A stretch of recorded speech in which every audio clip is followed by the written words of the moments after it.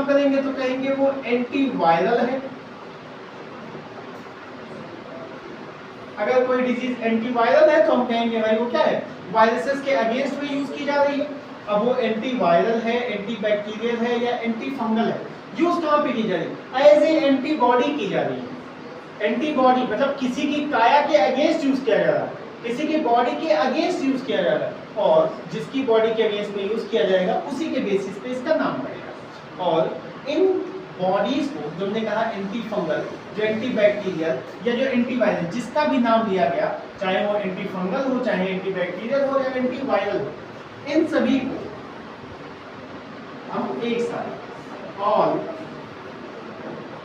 Anti pathogens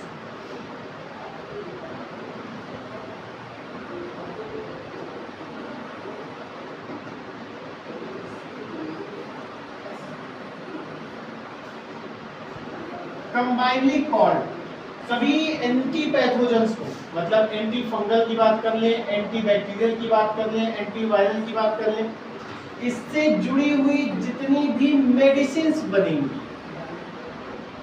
जो भी दवाइयां आएंगी, उन सभी मेडिसिन्स को हम एक साथ मिलाकर कहते हैं एंटी बायोटिक्स।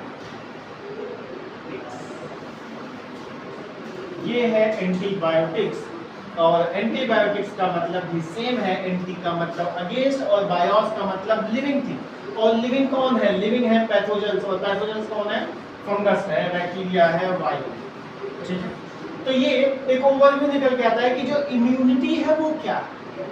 अगर इम्यूनिटी की बात करते हैं तो इम्यूनिटी क्या है, इम्यूनिटी एक कैपेबिलिटी है, एक एबिलिटी है किसी से लड़ने का।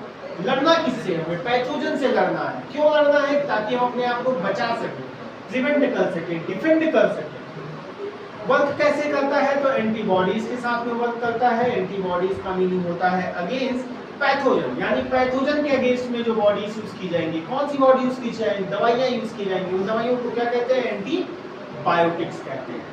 और जिसके अगेंस्ट में यूज किया जाएगा उसी डिजीज के साथ में उसका नाम दिया जाएगा। जैसे फंगस के अगेंस्ट में यूज किया गया तो एंटी फंगल, बैक्टीरिया के अगेंस्ट में यूज किया गया तो एंटी बैक्टीरियल, और वायरस के अगेंस्ट में यूज किया गया तो एंटी वायरल। तो ये एक ओवरव्यू है किसका, इम्यून सिस्टम।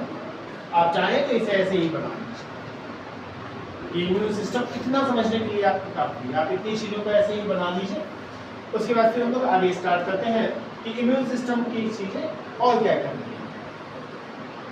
अभी हमें टाइप्स के बारे में डिस्कस करना है कि कैसे हम देखते हैं भाई हमारी डिजीज, मैंने आपको कई बार